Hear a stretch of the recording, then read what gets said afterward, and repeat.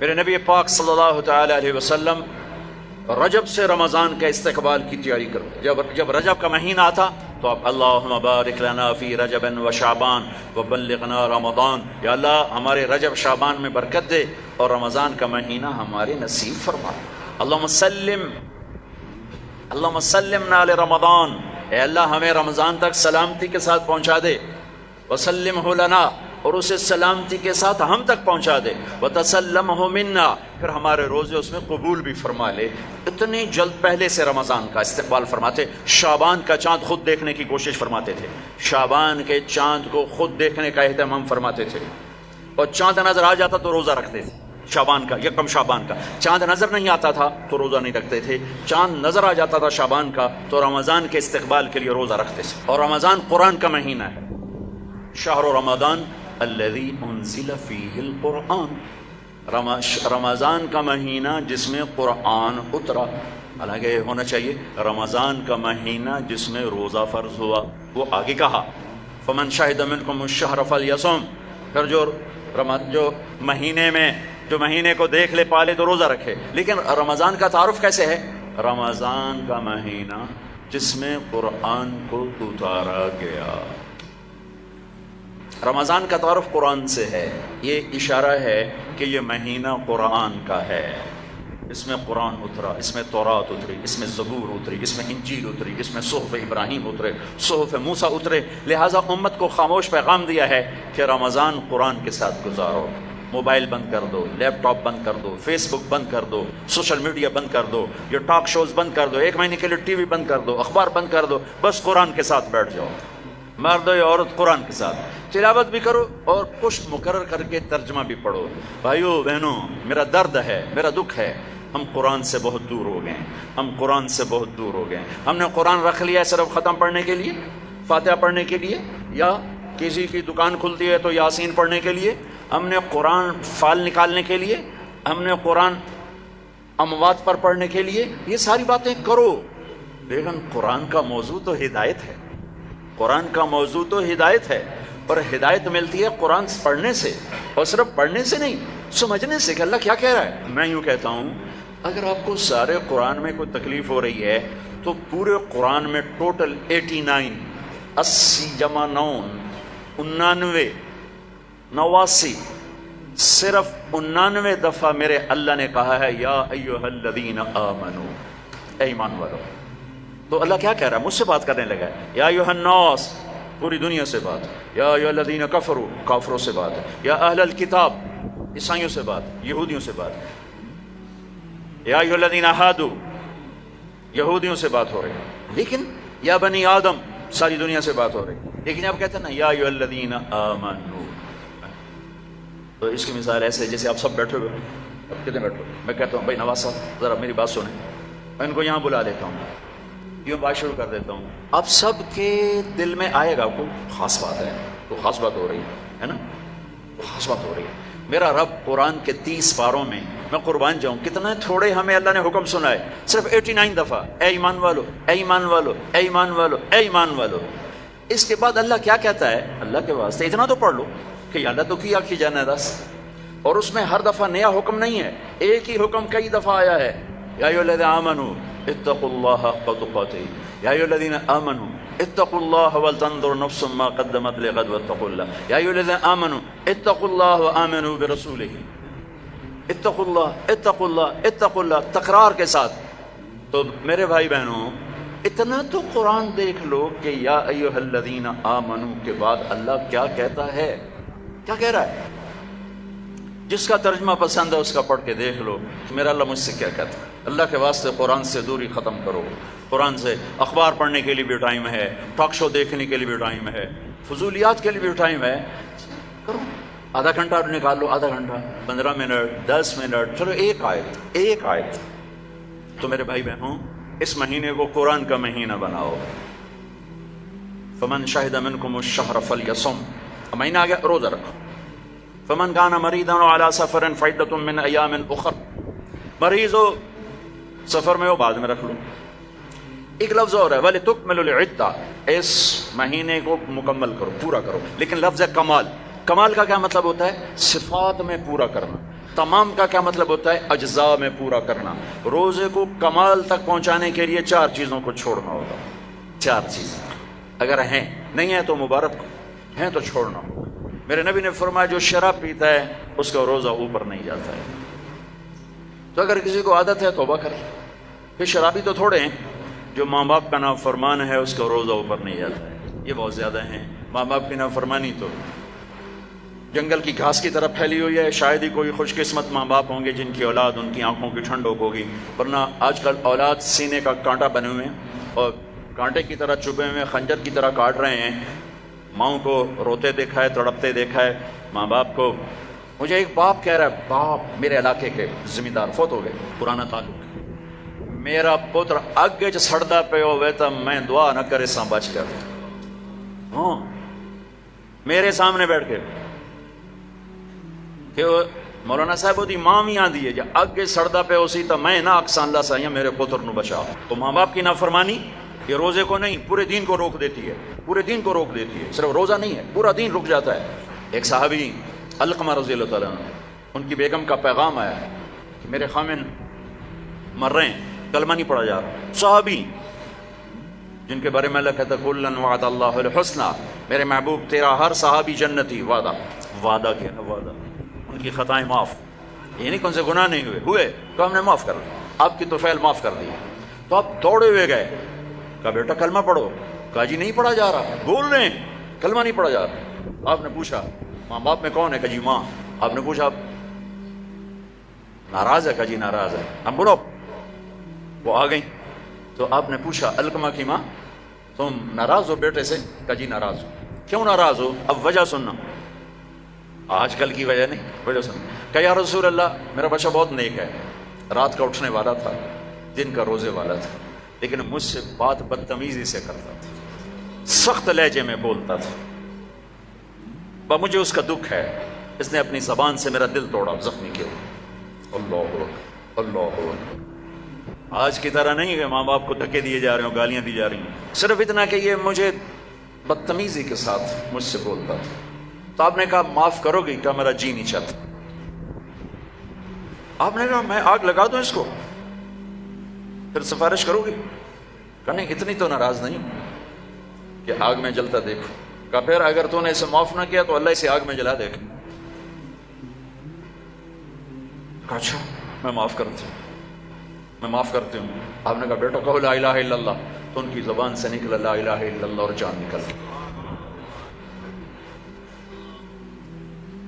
پھر آپ نے ان کا جنازہ پڑھا اور جنازے کے بعد آپ نے اعلان فرمایا جس نے ماں باپ کو تکلیف دی اس پہ اللہ کی لعنت، فرشتوں کی لعنت، زمین آسمان کی لعنت. نہ ان کی نماز قبول ہے، نہ روزہ قبول ہے، نہ حج قبول ہے.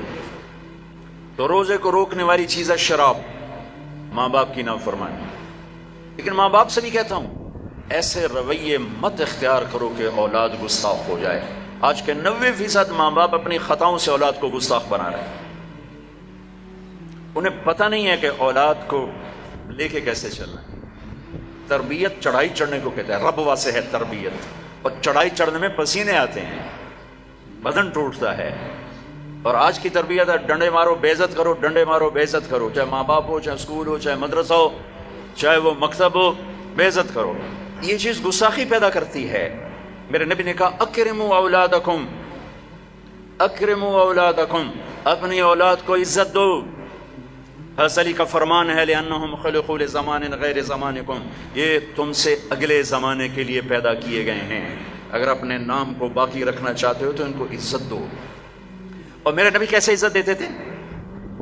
بس فاطمہ رضی اللہ تعالیٰ عنہا گھر تشریف لاتی، کبھی کبھی تو نہیں آتی، دیوار کے ساتھ دیوار ہے، آنا جانا لگا ہوا ہے، لگا ہوا ہے، لگا ہوا ہے. جتنی دفعہ آتی ہیں اور جب آتی، جتنی دفعہ آتی ہیں اور جب آتی میرے نبی کھڑے ہو جاتے، چار پار پہ کھڑے ہو جاتے، کھڑے ہو جاتے. اور وہ فاطمہ ہیں، یہ میرے نبی ہیں، یہاں کھڑے ہو کر انتظار نہیں کرتے تھے، آگے بڑھ جاتے تھے، آگے بڑھتے تھے اور آگے بڑھ کر اپنی بیٹی کا ہاتھ پکڑتے، پھر یہاں بوسہ لیتے، پھر ان کا ہاتھ پکڑ کے لاتے، پہلے اپنی بیٹی کو بٹھاتے اور اس کے بعد خود بیٹھتے تھے. سبحان اللہ، کیا کمال ہے، کر کے دکھایا. ہم تو اپنے بیٹوں کا کبھی شاباش نہیں دیتے. میں نے ایک دوست سے کہا یار اپنے بچوں کو کبھی شاباش بھی دیا کر. کہ کس گل کی شاباش دے سارا دن ستے رہتے شاباش دے فلموں میں شاباش دے گانے سنتے شاباش دے. میں کہ یہ تو برائیاں ہو گئیں, کوئی اچھائیاں بھی دیکھ. اچھائیاں بھی ہوں گی, چونکہ ہر انسان کے اندر نیگیٹو تار بھی ہے, پازیٹیو تار بھی ہے. تو ان کی اچھائیوں کو واہ واہ کرو, وہ برائیاں خود چھوڑتے چلے جائیں گے. ہر وقت ٹوکا ٹاکی, ہر وقت ٹوکا ٹاکی, یہ کیوں نہیں کیا, یہ کیوں نہیں کیا, یہ کرنا تھا. اور ایک یہ پڑھائیوں نے تباہ کر دیا ہماری نسل کو, ہماری اولاد کو. 3 سال کا بچہ جسے ماں کی گود کی ضرورت ہوتی ہے, وہ ظالم ماں ہے جو 3 سال کے بچے کو اسکول کے حوالے کر دیتی. تیسرا جس سے روزہ برباد ہوتا ہے, جو رشتہ داروں سے لڑتا ہے. خون کے ماں کے رشتے, باپ کا رشتہ, چچا باپ کا رشتہ, باپ کی طرف سے جو بھی رشتے آ رہے ہیں باپ کی طرف سے, ان سے لڑائی جھگڑے. ماں کی طرف سے رشتہ, خالہ, نانی, نانا, ماموں. باپ کا رشتہ, پھوپھی, پھوپھا, خالہ, خالو, جو ان سے سینگ پھنساتا رہتا ہے, لڑتا رہتا ہے, اس کا روزہ بھی اٹک جاتا ہے, اوپر نہیں آتا ہے. تو بھائی اگر کوئی ایسا لڑائی بڑائی کا چکر ہے, اس سے بھی توبہ کرو, اپنے روزے کو بچاؤ. چوتھا, جو کسی کے لیے دل میں نفرت پالتا ہے, دل میں بغض پالتا ہے, دل میں کینہ پالتا ہے, اس کا روزہ بھی اٹک جاتا ہے.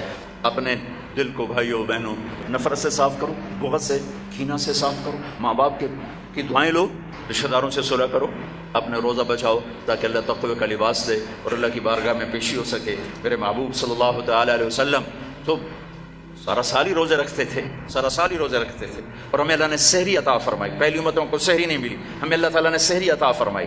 ہمیں بھی 24 گھنٹے کا روزہ ملا. افطاری کر کے آنکھ لگی, روزہ شروع ہو گیا, روزہ شروع ہو گیا, جو پہلا ہوتا تھا. تو ہمارا بھی ایسے ہی ہوا. تو ایک صحابی ہیں قیس بن سرمہ, وہ آئے, مزدور تھے, افطاری کا سامان نہیں تھا, بیوی گئی سامان لینے, ان کی آنکھ لگ گئی, ان کو آنے میں دیر ہو گئی. سورج چھپ گیا, دیکھا تو سوئے پڑے, کہا ہے ابن سرمہ مارا گیا. کیا ہوا؟ کہ روزہ شروع ہو گیا. روزہ شروع ہو گیا. تو وہ دوپہر کو بے ہوش ہو گئے, اور ایک روایت میں تھا نماز پڑھنے گیا, گر کے بے ہوش ہو گئے. اللہ کے نبی کو پتہ چلا, بہت غمگین ہوئے, تو اللہ نے قرآن اتار دیا, چل میرے محبوب تیری امت کو اجازت ہے سحری تک کھاؤ, سحری تک کھاؤ. تو اللہ نے ہمیں سحری عطا فرمایا. ہمارے نبی پاک صلی اللہ تعالیٰ علیہ وسلم سحری کے کھانے کی تاکید فرماتے تھے کہ یہ برکت والا کھانا ہے. اللہ اس کے فرشتے سحری کھانے والوں پر برکتیں, رحمتیں نازل فرماتے ہیں. خود ہمارے نبی پاک صلی اللہ تعالی علیہ وسلم سحری کا اہتمام فرماتے تھے. آپ تو عام طور پر 2-4 کھجوریں, ایک گلاس پانی, بس آپ کی سحری ہو جاتی. اور آپ افطار بھی ایسے ہی فرماتے تھے کہ صحابی فرماتے ہیں آپ ایسے بیٹھے ہوتے, آپ کے ہاتھ میں کھجور ہوتی تھی, ایسے کھجور لے کے بیٹھے ہوتے تھے. اور ایک صحابی ٹیلے پہ چڑھا ہوتا تھا یا کسی مکان کی چھت پہ چڑھا ہوتا تھا, اور اس کو امر تھا بھائی سورج کو دیکھتے رہنا. آپ کھجور آپ کے ایسے ہاتھ میں ہوتی تھی. جو ہی وہ کہتا یا رسول اللہ سورج ڈوب گیا, تو آپ فوراً کھجور منہ میں لیتے تھے. پھر اس کے بعد تھوڑا تھوڑا کر کے پانی پیتے تھے. آپ نے پانی پہ افطار کیا ہے, آپ نے دودھ پہ افطار کیا ہے, آپ نے کھجور پہ افطار کیا ہے, آپ نے ستو بھی پیا ہے. اور سحری میں آپ نے روٹی بھی کھائی ہے, کھجور بھی کھائی ہے, دودھ بھی پیا ہے, زیتون کے ساتھ بھی لیا ہے, زیتون اور روٹی کے ساتھ آپ نے افطاری بھی فرمائی. افطاری کی دعوت میں بھی شرکت فرمائی ہے. سعد بن معاذ نے افطاری کی دعوت کی, صحابہ کی, آپ تشریف لے گئے. افطاری کرانا میرے نبی کی سنت, طریقہ چلا رہا ہے. سعد بن عبادہ نے افطاری کی, تو آپ اس میں تشریف لے گئے, تو وہاں زیتون, جو کی تازہ روٹی اور زیتون کے ساتھ آپ نے کھانا نوش فرمایا. ایک عجب واقعہ بھی ہوا وہاں. تو وہ یہ ٹائم تو تھا نہیں کہ بھائی ٹائم ہو گیا ہے, تو وہ سورج کو دیکھتے تھے, اور جب بادل ہوتے تھے تو اندازہ کرتے تھے. تو میرے نبی کی موجودگی میں ہوا کہ سب نے خیال کیا سورج غروب ہو گیا, سب نے کھا لیا, تو ایک دم بادل ہٹے تو سورج کھڑا ہوا تھا. تو پھر سب نے اس روزے کی شوال میں جا کر قضا کی. پورے مدینے سے یہ کام ہوا کہ وہ سورج کی موجودگی میں روزہ کھول لیا. جب بادل ہٹے تو پتہ چلا سورج تو بھی کھڑا ہوا ہے. اب ہفتے کو جاتے تھے قبا, ہر ہفتے کو اشراق وہاں پڑھتے تھے. لیکن رمضان میں 17 رمضان, پتہ نہیں کیا وجہ ہے, اس میں کیا حکمت ہے, 17 رمضان آپ قبا تشریف لے جاتے تھے, اور وہاں مسجد میں قیام فرماتے تھے تھوڑی دیر کے لیے, اور پھر وہاں سے آپ واپس تشریف لاتے تھے. اور آخری اشراف اعتکاف, ایک پورا مہینہ اعتکاف کیا, پھر اس کے بعد 10 دن اعتکاف کیا. اور جس رمضان کے بعد آپ اللہ کے پاس گئے, اس سال آپ نے 20 دن اعتکاف کیا. 20 دن.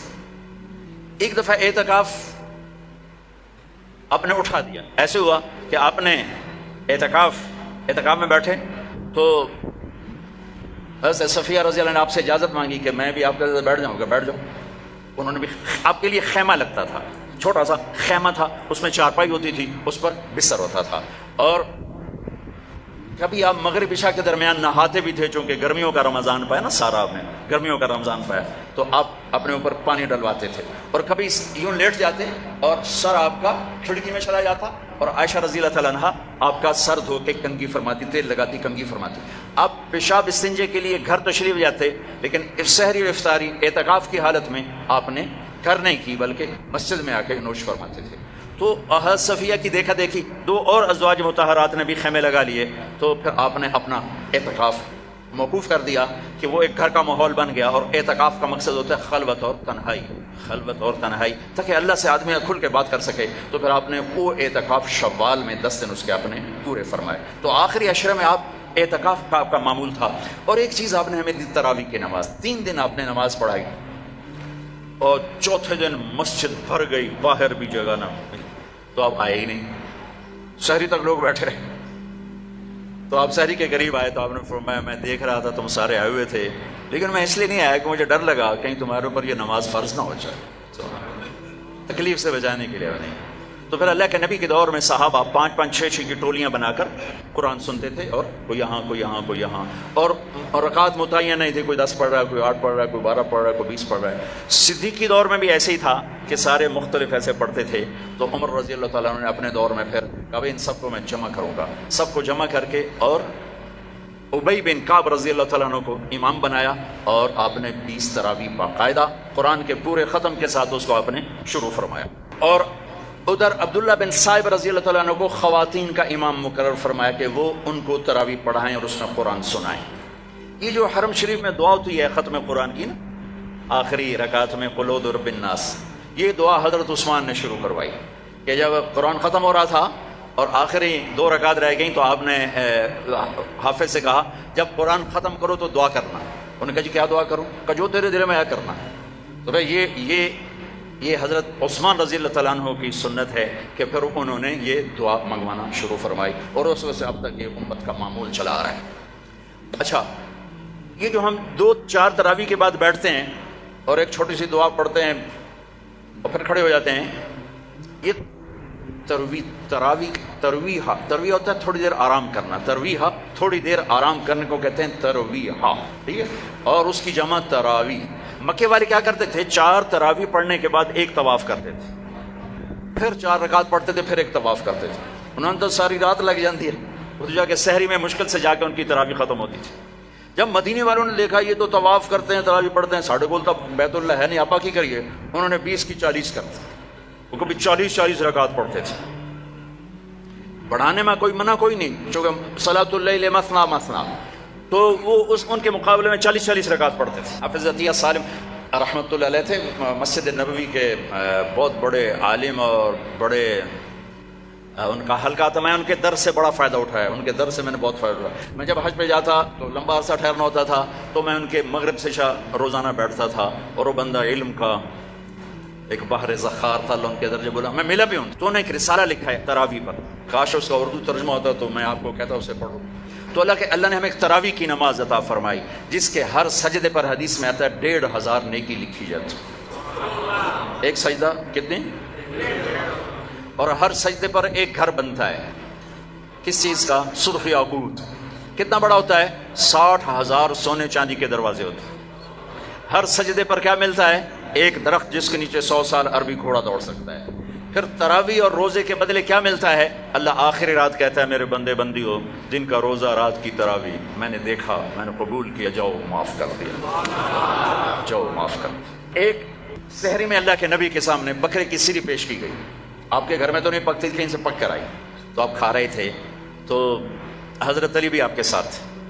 تو ارباز بن ساریہ اوپر سے آ گیا، آپ نے کہا آؤ برکت کا کھانا ہمارے ساتھ کھاؤ، وہ بھی بیٹھ گئے، تینوں کھا رہے ہیں۔ بلال آئے، یا رسول اللہ نماز ٹائم ختم، اور یہ کہہ کے باہر چلے گئے۔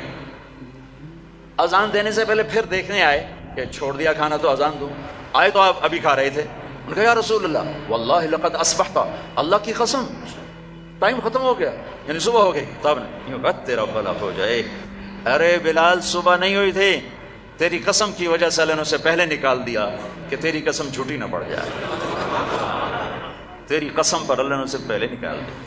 اور اس پر حضرت علی نے بعد میں فرمایا اگر بلال قسم نہ اٹھاتے تو جب تک میرے نبی کھاتے رہتے صبح نہیں ہونی تھی۔ عبید رضی اللہ تعالیٰ عنہ دیگ بنا رہے تھے، دیگ، تو میرے نبی کو دستی کا گوشت بڑا پسند تھا، تو آپ نے کہا عبید ناولنی الذرا، مجھے دستی تو پکڑانا، تو انہیں ایسے نکال کے دے دی، تو آپ نے اس کو یوں پکڑا ہڈی کے دونوں کناروں سے ایسے، اور دانتوں سے کاٹ کاٹ کے کھایا اور پھینک دیا۔ عبید ناولنی الذرا، دستی پکڑانا، انہوں نے پھر نکال کے دے دی، آپ نے پھر یوں پکڑا اور تو بکرے کی دو ہی ہوتی، آپ نے کہا ناولنی الذرا، عبید مجھے دستی پکڑانا، وہ کچے نکلے، یا رسول اللہ بکری کی تو دو ہی ہوتی۔ آپ نے کہا ارے عبید اگر تو ہاتھ ڈال دیتا تو جب تک میں کہتا رہتا مجھے اللہ دستیاں نکال کے کھلاتا رہتا۔ تو بھائیو، اللہ نے ہمیں بہت خوبصورت مہینہ دیا ہے، اب اس کی رحمتوں کا مہینہ ہے، جہنم کے دروازے بند ہیں، جنت کے دروازے کھلے ہوئے ہیں، اور اللہ کی معافی کے اعلان ہو رہے ہیں۔ آپس کی لڑائیاں معاف کرو، جھگڑے معاف کرو، جس سے بھی ہو، بیوی سے لڑائی ہے، بیوی کی خاوند سے لڑائی ہے، ماں باپ کی بچوں سے، بچوں کی ماں باپ سے، بھائی بھائی سے، پارٹنر سے، دوست سے، اللہ کے واسطے دفن کر دو، دفن کر دو، اپنے ملک کو پاک کر دو لڑائیوں سے، فرقہ واریت سے۔ اس رمضان میں فرقہ واریت کو دفن کر دو۔ یہ آگ جو بھڑکی ہے، مجھے پتا ہے میں کہاں بجھا سکتا ہوں، لیکن میں وہ ابراہیم علیہ السلام کی آگ پہ کبوتر نے 2 چونچ پانی ڈالا تھا، بس میں وہ کبوتر بننے کی کوشش کر رہا ہوں کہ بجھے نہ بجھے میں اللہ کو کہہ تو سکوں گا یا اللہ میں نے تو پانی ڈالنے کی کوشش کی تھی، لیکن بھڑکانے والے زیادہ ہیں، بجھانے والے تھوڑے ہیں۔ لیکن تم تو نہ بھڑکو، تم تو نہ بھڑکو، ایسی باتیں مت سنو جو تمہیں فرقوں میں بانٹ دیں، جو تمہیں کسی دوسرے مسلمان فرقے کے بارے میں نفرت سے بھر دیں، کفر سے بھر دیں۔ ارے بھائیو، کسی کو کافر کہنا آسان کام نہیں ہوتا ہے، آسان کام نہیں ہوتا ہے۔ اللہ کے واسطے وقت کی رفتار دیکھو، افق کا رنگ دیکھو، آسمان کے تیور دیکھو، زمین کی گردش دیکھو، اتنے زمین بھی تیور بدل رہی ہے، فلک بھی آنکھیں دکھا رہا ہے، اس کے باوجود اس قدر نفرت دین کے نام پر، کفر کافر، کفر کافر۔ کون جائے گا جنت؟ کس کے لیے جنت ہے؟ بھائیو دروازے، اپنے مسلک پہ قابو رہو، دوسرے کو عزت دو، دوسرے کے لیے بھی جنت کا دروازہ کھلا رکھو، صرف اپنے واسطے نہ کھولو، اسام اندر جا کے تو ود کنڈا لا لینا کہ وڑنی نہیں دے، ایسی حماقت نہ کرو۔ میرے نبی کی امت بہت بڑی امت ہے، اور میرا رب بڑا کریم رب ہے۔ اس رمضان کے مہینے کو محبت کا رمضان بناؤ، درگزر کا رمضان بناؤ، راتوں کو تراویح پڑھو، دن میں روزہ رکھو، انشاءاللہ سارے گناہ معاف ہوں گے۔ اور مہینے کے آخر میں ہے مالدار آدمی کے اوپر کہ وہ روزے کی زکوٰۃ ادا کرے، روزے کی زکوٰۃ ادا کرے، جو کشمش کے حساب سے 2000 کے قریب بنتی ہے، کھجور کے حساب سے کوئی 800-900، میں سے اندازاً کہہ رہا ہوں، اور گندم کے حساب سے تو اخبار میں پڑھا تھا 100 روپے بنتی ہے۔ لیکن جو لوگ مالدار ہیں، گندم کے حساب سے نہ دو، کشمش کے حساب سے دو، تو انشاءاللہ اس کا آپ کو بہت اجر عظیم عطا